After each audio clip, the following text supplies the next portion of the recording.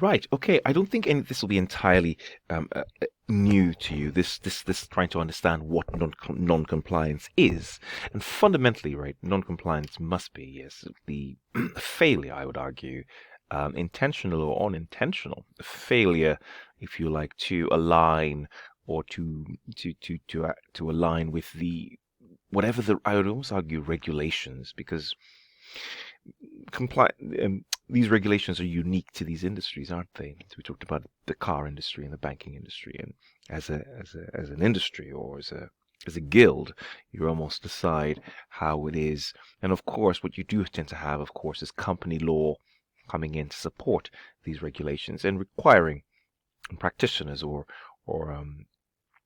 industrialists to follow these regulations so that we can instill trust, if you like, in the public that what you're doing is right. And we could talk about compliance. I mean, again, like I say, in literally every industry, advertising, journalism. We've just used the classic oil and gas and food and construction and banking typically tend to be talked about a lot more. Um, Right. Again, like I say, so the focus, of course, in the exam is what is management's responsibility towards compliance? And a lot of this you can almost, again, just imagine yourself being in the industry. I mean, even in education, safeguarding. There is just literally so much you can imagine that ultimately, from an auditor point of view, can affect the going concern of the business, if you like, or the integrity of the numbers. Okay, great. And of course, what are our responsibilities as auditors? We will also be looking at that. So I guess first of all, we'll start off talking about what are management's responsibilities with regards compliance, if you like. And again, hopefully you can look at this. Hopefully you can look at this holistically. You know, when we say management, we're really talking about from the board level. How do you create a culture, not just about putting rules in place or saying it? It's how do you create a culture that will enable, if you like,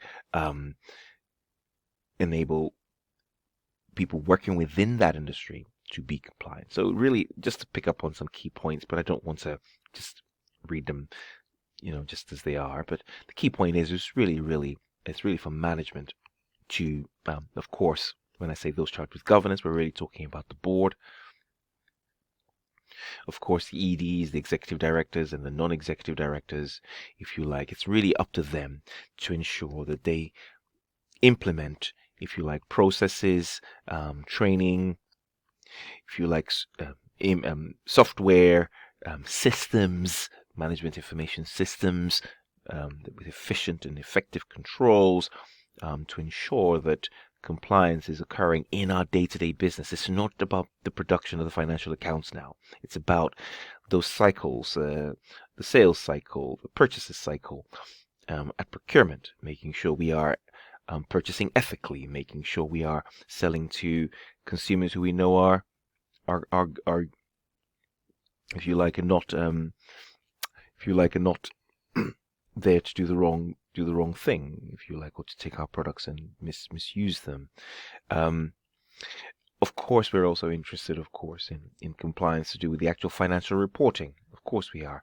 So these are all the relationships that we're expecting management to be really on top of. So really, again here, key ones, instituting and operating a system of internal control, having good training, have a clear code of conduct, if you like. Employees are properly trained and understand the code of conduct.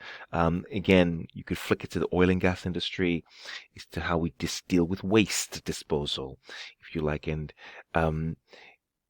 how we ensure that we are, if you like, dealing with the product that we're manufacturing, and ensuring that it's being processed in the right mix, if you like. We could come into education. We're talking about safeguarding, come to construction, health and safety.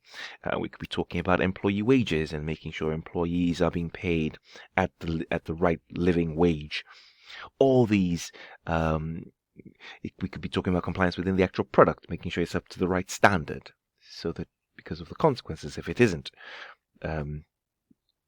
So monitoring compliance with the code of conduct and acting appropriately to discipline employees who fail to comply with it. So management are really responsible for ensuring that everyone in the organization is aware of what the purpose, if you like, or the objectives are of the organization, and what steps have been taken to get there, um, in line with regulation and the law. Again, of course, you always need to make sure you have some legal advisors to assist you and to advise you as to what government regulations are. We haven't even talked about tax compliance. So it's really to make sure that you are compliant on every level. You might be also responsible to an external third party, um, if you like, body. It's making sure that you're dealing with that efficiently as well. So maintaining a register of significant laws and regulations which you have to comply to.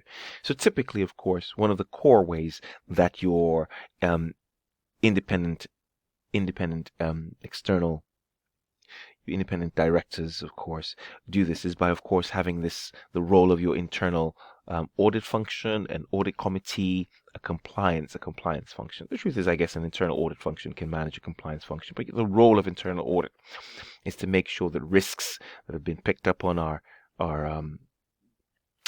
if you like, are highlighted regularly, and we are doing something about those risks, and we're managing those risks, documenting them, whatever they, because these guys are, if you like, flowing right through the industry, right through the different functional areas, and making sure all the functional areas are compliant.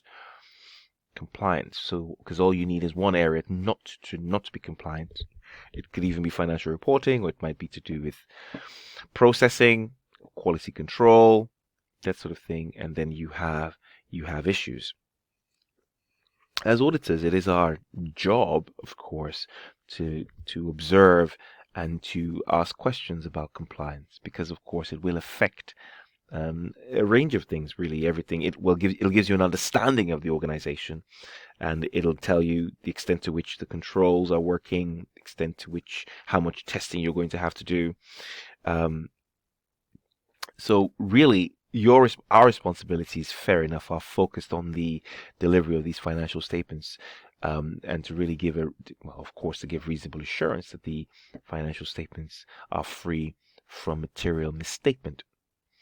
So what we have to do, definitely in our work, is to gather an expression we see all the time: sufficient and appropriate evidence relating to, if you like, potential and potential or actual non-compliance, that of course have a material effect. Everything is about materiality. And of course, materiality is very much about judgment. But of course, the first thing you have to do is to gather the information and the cases. So if you hear something that there's been a spill, of course, at the Gulf of Mexico, if they've failed an internal audit, they've failed an external audit.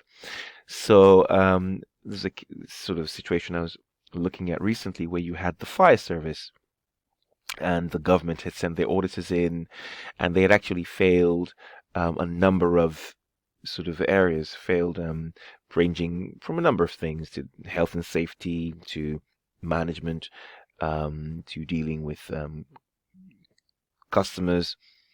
So all of these are issues that need to and this wasn't a finance audit. This was a process audit by the government to see how their fire service was doing. So these are all things that you need to investigate and understand, because this, of course, this probably, I would consider that to be material. And so really, it's really about us being aware about any other environmental legislation to do with this business. So some businesses are just, for example, have no other bodies to answer to. But some businesses do. So, we need to think about. So typically, of course, like I said, I talked about the oil and gas industry. And of course, you will have a number of environmental bodies really aware of what's going on in that industry, and would have pushed for a lot of legislation. So it's important that these are working in to that legislation, many of these organizations. And again, I've mentioned again that there are a number of course, compliance frameworks that many of these organizations have to think about. So company law, tax law, financial reporting frameworks. It's important that we are also observing how compliant they are in line with these issues.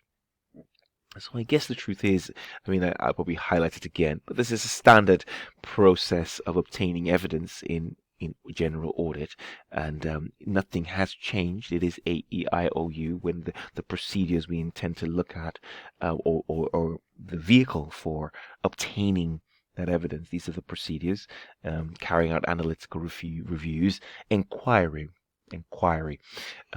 speaking, and we'll expand on that. Speaking to management, speaking to lawyers, well, of course, reading board minutes, speaking to the client, observing the regulations themselves, and all of this will start to give you a picture of whether or not this business is compliant, right?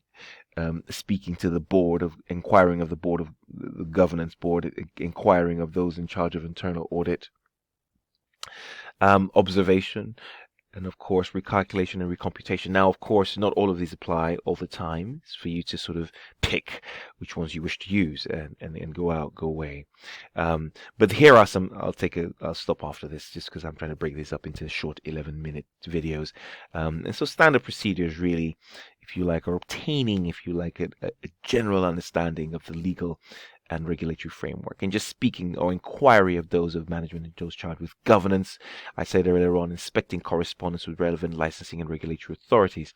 So typically every year there'd have to be some kind of inspection, internal inspection, or internal auditors from that licensing authority, the Food and Standards Agency, for example. If it's to do with food, the construction industry, they'll all come in and do their work to see if you're in line. This has nothing to do with your financial audit. It's not financial auditors doing this. You just have other inspectors coming in to ensure that you are in line. Remaining alert, of course. So these are all points you have to remember over time, and they come in. And of course, this is a big one, but you will come to understand there's some standard things you write. This obtaining written representation from management of full disclosure. So management always, will also say to you that, listen, there's nothing that we know of where we are not in line, if you like, or where we are not compliant. Okay, great stuff. So we'll pause there and we'll carry on in the next video for part 3.